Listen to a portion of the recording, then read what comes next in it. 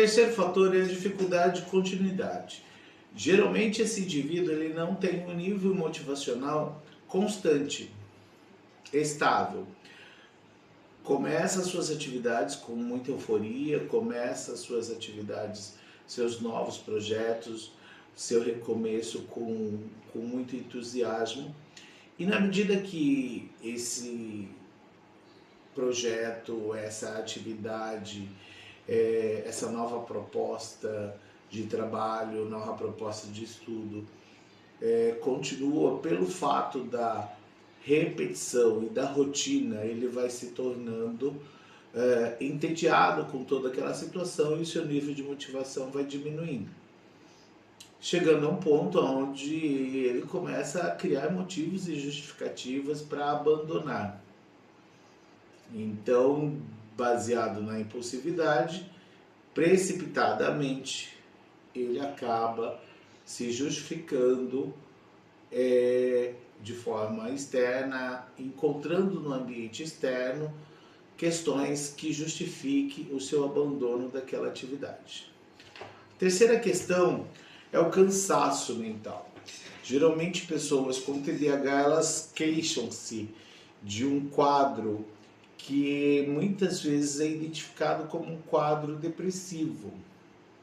Todavia, tem algumas características de isolamento social, de vontade de não falar, vontade de ficar quieto, dormir demais, desregulação do sono, e isso muitas vezes vai ser identificado como depressão e é justamente uma fadiga mental causada pela hiperatividade. A quinta questão é a baixa tolerância à frustração. Por quê? A questão da frustração está relacionada com o sistema de recompensa.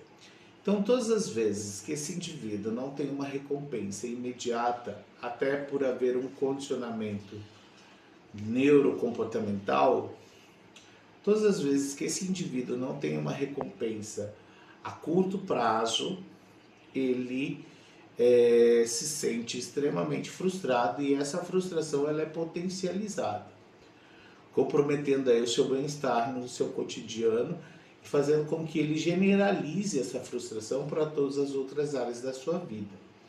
Diante de uma situação específica que ele se frustrou, ele vai generalizar essa frustração para outras áreas da sua vida. Sexto fator é a dificuldade de atenção a detalhes. Muitas vezes, quando vai organizar, quando vai limpar ou quando vai montar alguma peça, não se atenta aos detalhes, não se atenta a pequenas questões na execução daquela tarefa, na construção de um texto, na escrita, na leitura, em notas de rodapé. Então esse indivíduo ele tem aí uma dificuldade com pequenos detalhes. Se ele estiver lendo um livro e tiver alguns escritos em nota de rodapé em letras menores, pode ter certeza que ele vai passar sem se perceber dessa nota de rodapé que possa ter algumas informações importantes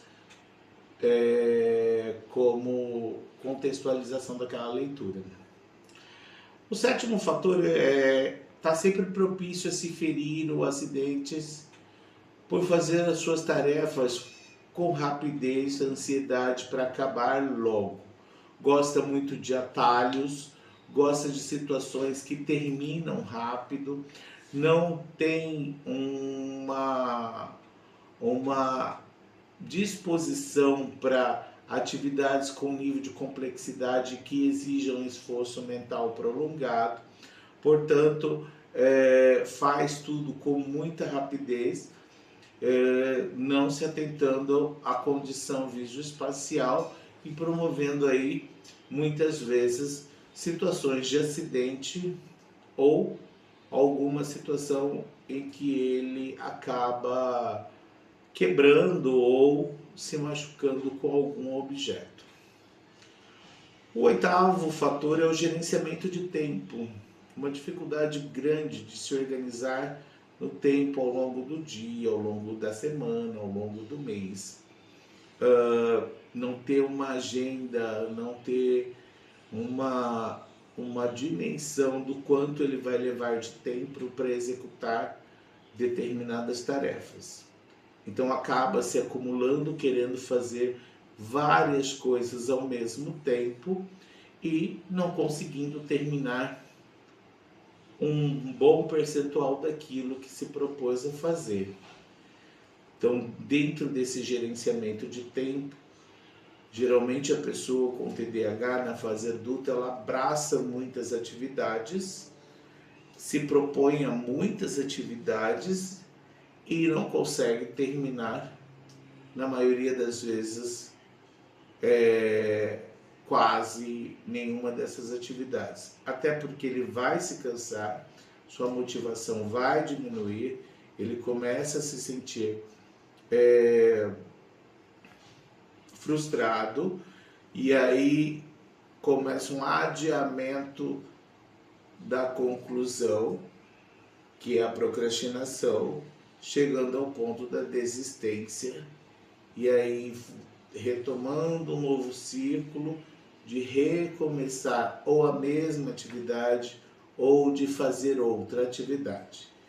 Ou seja, dentro do sistema de recompensa, o recomeço para a pessoa com TDAH, ela é sempre muito importante para manter sua motivação.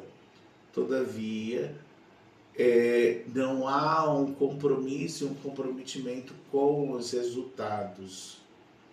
Existe mais um compromisso com a questão da recompensa ou prazer, e isso ligado ao início da atividade, não à conclusão. Então são pessoas que muitas vezes vão ter uma história de relacionamentos, de inúmeros relacionamentos que não deram certos e justificam esses relacionamentos não terem dado certo a fatores externos, a fatores ambientais, a pessoas, a condição social. São pessoas que vão abandonar empregos, vários empregos, por estarem tediosas e dentro de rotina e justificar isso através do ambiente externo. São pessoas que muitas vezes não conseguem organizar sua vida doméstica, não conseguem organizar sua relação com a família, estão sempre em situações de conflito, estão sempre se sentindo inferiorizada, justamente pela noção ou consciência daquilo que não conseguiu produzir, de projetos, da quantidade de projetos de vida inacabados que ele mesmo se constituiu,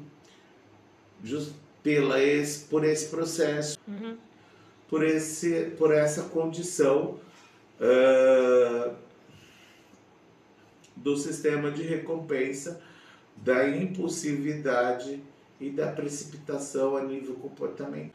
Portanto, se você se reconhece nessas características, tem essas dificuldades sociais, talvez seja importante procurar um profissional especializado para uma avaliação específica e identificar se há alguma condição a nível neuropsicológico que está promovendo aí algumas problemáticas e comprometimentos da tua vida social.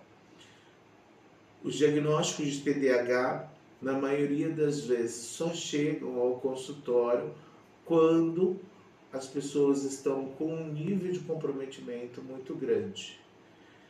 Apesar de hoje muitas pessoas já estarem procurando ajuda nesse sentido, nós temos muitas pessoas que não consideram a possibilidade de verificar ou passar minimamente por um rastreio para descartar ou investigar a possibilidade do TDAH, que pode muitas vezes ser corrigido com a terapia comportamental, como também às vezes com uma regulação medicamentosa indicada por um psiquiatra.